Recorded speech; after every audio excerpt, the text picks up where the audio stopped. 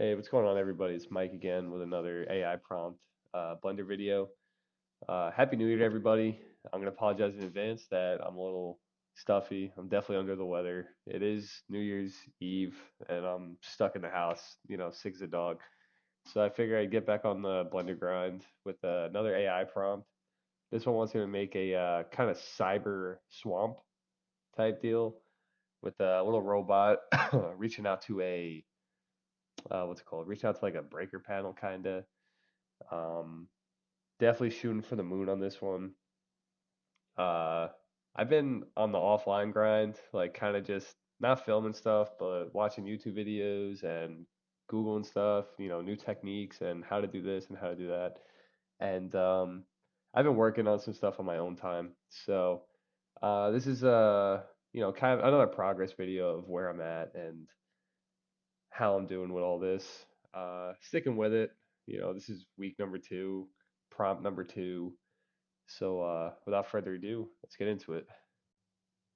So where we're at right now, the prompt wants me to make a sleek circular robot with arms reaching out towards a breaker panel or an electrical circuit or something with a scanner, and there's going to be radiating energy off the swamp and the water, but I'm gonna chalk this one out to a couple parts because there's a lot going on. It's definitely a huge jump up from the whatchamacallit, the low poly island blender prompt that I had last week. So it's a huge step in, the harder direction with a lot of things. I had a vision for it, but a lot of it was just cheap tricks again. I like using that word because I'm not doing anything right. I have vertices everywhere and edges everywhere and faces inside the actual mesh, like, and it's just not clean. It's probably not really renderable or usable in any kind of sort of way. But yeah, I'm more so just going to get overall objects, and as I progress, I'm gonna try and make more feasible meshes and get better with topology, I think. I'm also trying to get better with the terms. But so yeah, so we got this robot. The lens is looking real nice. I learned that from another video I saw on YouTube. Extruding, and there was a way that he kind of bulged out that lens and made it round, like you would see in like a telescope kind of deal. But I don't remember how he did that. Uh, that's gonna be in the next part. Definitely want to get that sorted out. But I'm trying to just give the robot an overall, give it some more edges and some bodily features, right? Like try and make it kind of look kind of cool. Like it's got a small shield um, protecting its eye hole or eye lens, whatever. And overall, just want to give it like a sleek, futuristic look. Give it almost like a shell, kinda. But I do struggle with that a little bit. So this is kind of the best I could do with that. It would be really cool if I can get that thin face to kind of warp around the lens, but I end up not getting it, like just straight up. And then you see like the edges and vertices are just all inside the mesh, and I just start deleting stuff because that's the only way I could do it. I see it there, I don't want it, I just want to delete it. I like the direction I went with right here though, where I gave it kind of an underbelly. I just subdivided a little bit, extruded it, and it's got like a hardened plate. Uh, I don't get to it in this video, but the next time I work on this, I definitely want to give it a like a little bit of a jet underneath, or like a propulsion, like a some kind of uh means of levitating or floating. Um, but yeah, back here I start working on the rocket booster, I guess you would call it, or the forward propulsion booster. I might just kind of scrap it and give it like a gimbal on the bottom so it can go forward, backwards, up, um, and not really going down besides like losing thrust or whatever. But yeah, so start erasing faces and edges, and I think I crawl into the mesh at some point to kind of see like where did I go wrong, because there's just random edges and vertices and stuff like that. So I and again I'm using that mirror modifier. I feel like I'm using it super wrong, to be honest. It makes it seems it's nice that it works sometimes with like very simple things, but like why is that stuff even there, right? But yeah, so that mirror or not the modifier rather, I'm just using the Y axis mirror at the top, and it seems like it's pretty good sometimes, but sometimes it just kind of throws out of whack. So I'm gonna have to fine tune my mirroring skills. But yeah, I think I did pretty good on this the thruster. Uh Engineering wise, is it super realistic? No. You ideally you want like a gimbal or something, otherwise it can only go in one direction. Like, he doesn't have I'm not an avionics guy at all. Um but I feel like you'd want a gimbal or some kind of movable rocket for it, but I'm not going for hyper realism. I'm going for just overall an aesthetically put together image of a robot floating in a swamp. So I think I got the aft booster kind of uh kind of down pat. It looks pretty good. And now the arm. So I know in my last video I was having issues with curvatures and this and that and the other. Thankfully there's a robot, so I don't really need to do too much in terms of curvature, especially for an arm. It's just like a swivel connected to a or not a swivel, like a ball joint connected to a an arm, right? Like I don't know how else to explain it, but yeah, so um I feel like I'm getting pretty good at just kind of sort of making things the way I want them. Like I learned the inset or insert, I think, insert, where you take a face and you create another face on that face. You'll see me do it in a little bit here. Yeah, right there. I learned that, and that is phenomenal. Like I love that. That's really cool. Um, but yeah, I want to get more competent on the rounding of these edges. I gotta watch a video on how to do that because it just looks so boxy and like that little armature connecting to the robot would look so cool if it was more rounded off. But I digress on that. I don't know what happened there. I just want to give it layers. Give it some depth. But yeah, so I'm gonna be cranking away on this arm for a little bit. Right there is where I kind of want to throw the booster. But yeah, like how did that get there? I like I just don't know how some of this stuff kind of works its way into the uh the mesh.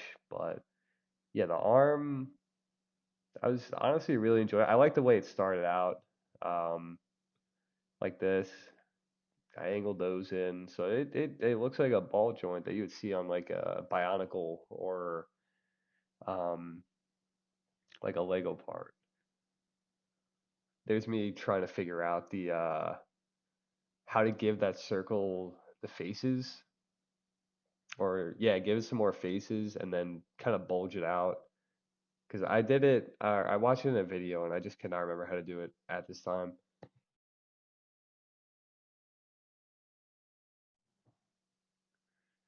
But I'm just gonna use a cylinder, loop cut the edge to kind of give it a little more character and extrude the face outward.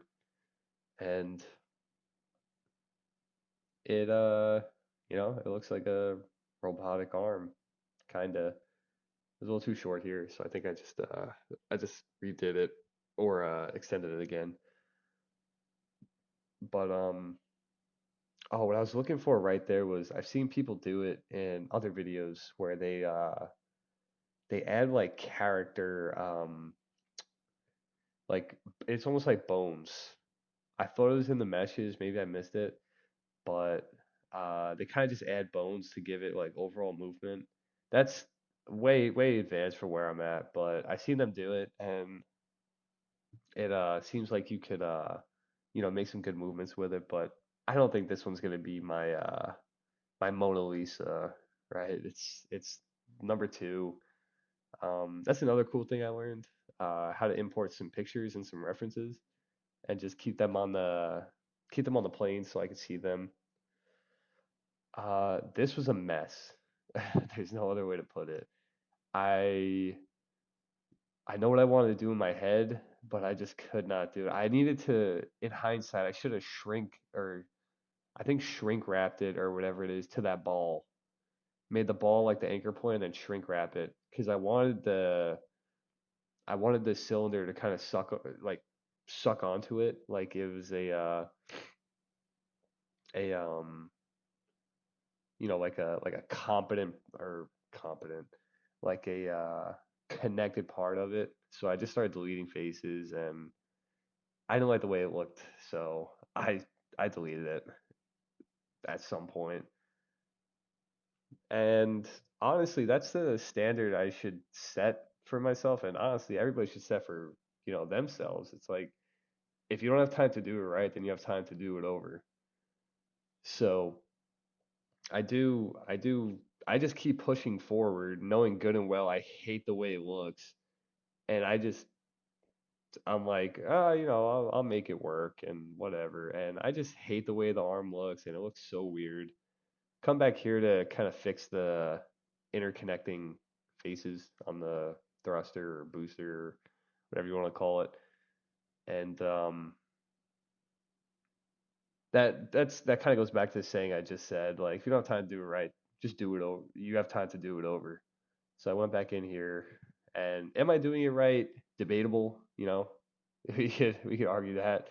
Uh, like I just kind of put a band-aid over it. I just thickened it up a little bit with a solidify modifier. Um, and it looks good aesthetically, but is it functional? Doubt it. Um, again, I keep pushing forward with this arm, knowing good and well I hate it. I hate the way it looks. I try and get a little cute here where I want to disconnect the center portions and um almost make it like a wrist bone you see on a human being, right? We have two bones that I cannot tell you the name, and I I am not a doctor, so I do not want to sound silly, but we have two bones that connect to each other. And I wanted to kind of give it that look with another ball joint on the end, and then potentially craft up a like an anchor of sorts, or not an anchor, a another ball joint with like a hand. Um, and I just keep pushing forward, and that's not a good habit. Um, I like kind of debriefing these videos, like going back in and seeing them and realizing like, Mike, why are you doing this? This is not conducive to like good habits or getting into a hobby because this is a hobby for me. You know, whenever I get downtime, I like to pick up new hobbies, and this is one of them. And it's something that I actually enjoy. It's You get that instant gratification where you could see the fruits of your labor, and you know, I like any hobby you get into, you're not gonna be great at it at first, but there are some habits that I could definitely knock. Like I should have just gave up on this once I saw it wasn't working. I subdivided too much. I just keep trying to push forward. Like it doesn't look good. It doesn't look clean. Um, and I'm not going for super. Yep, there we go. I deleted the arm finally, and I get back to it. But I'm not going for super hyper realism. At least not right now. I'm gonna probably work on this throughout the week, or get some studying done throughout the week, and come back to it, and then see where I end up. But yeah, I'd like to get to a point of, making realistic, world building and just taking baby steps, but I definitely need to break some bad habits and, study a little bit more. But there will be a part two on this for sure. But once again, I try and add some faces to that. Love the loop cut uh, feature. Like it's cheap. It's not the right way, whatever. But now I try and give it the look that I actually want, where it's a ball joint connected to another ball joint, to which would connect to the forearm, which would connect to another ball joint, which would go to the hand. Um, I struggle with this quite a bit. I just want to get rid of those extruding faces. I guess I could have um, kind of did like an X-ray on it and just deleted the stuff that I didn't want, but I made it 50,000 times more painful on myself by deleting face individually and clicking on vertices and filling and this and that and the other, and not efficient at all, but it's what makes sense in my head. So I did what made sense to me. I'll pick up new tricks and whatever as I progress, but this is definitely what I wanted the arm to look like. And the arm is, or the upper arm is the last spot that I worked on for this video.